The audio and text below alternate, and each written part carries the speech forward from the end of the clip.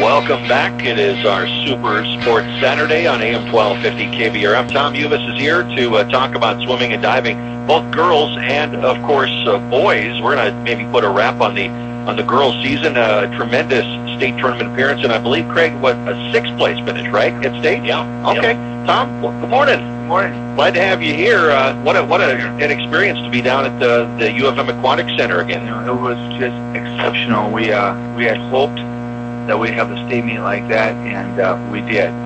The girls performed so well, and what was so gratifying, I think, at least, is how well they dropped each day. You know, a lot of kids at the state meet had their race at sections, and we were hoping that we'd have our race at state, and so we will not say we swam through sections because we did, because it's a very, very important meet. That's why you do get to state.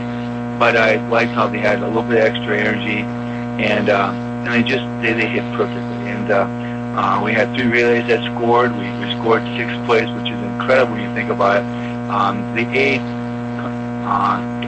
teams have changed a little bit. I mean, there's some new teams in there, and there's some very, very fast swimming that whole state meet in the level.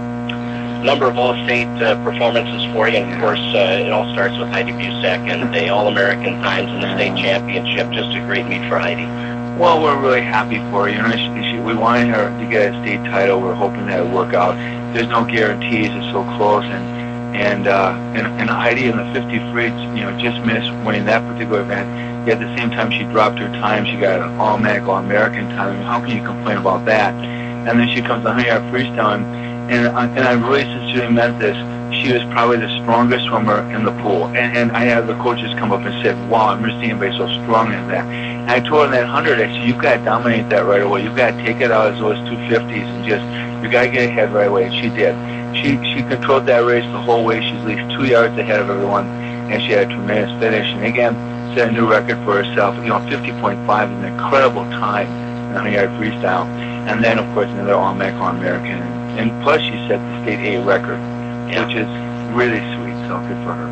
And Susie Kitzman and Taylor Monk and Abby Fisher, all state as well with the relay. And very, very good relays. You know, our 200 medley relay took 3rd place, very close. Again, it was a very tough meet, great competition.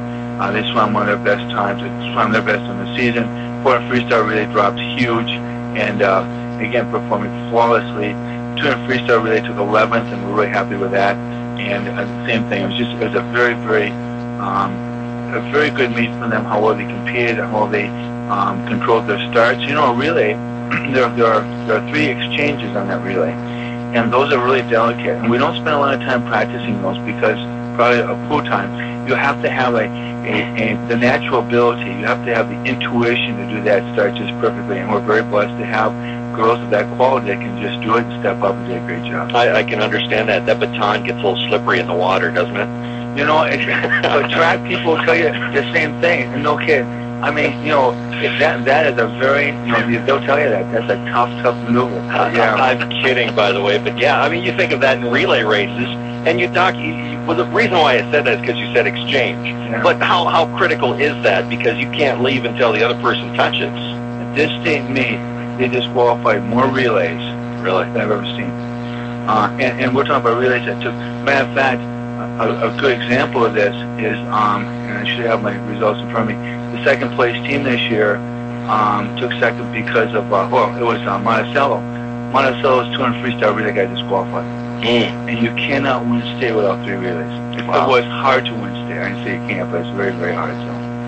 Tom, also an outstanding performance by sophomore Rachel Appert on the diving board for you. Yeah, she did a great job. She really did. She's got this poise and everything, and we're very, very pleased of her performance, you know. But yeah, she was an absolutely exceptionally great swimmer and a great diver. I mean, and well as a swimmer. But you know, here's the deal about Rachel, and I think people realize that she practices diving after a 2-hour swim practice. She practices from 6 o'clock to 7:30 at night.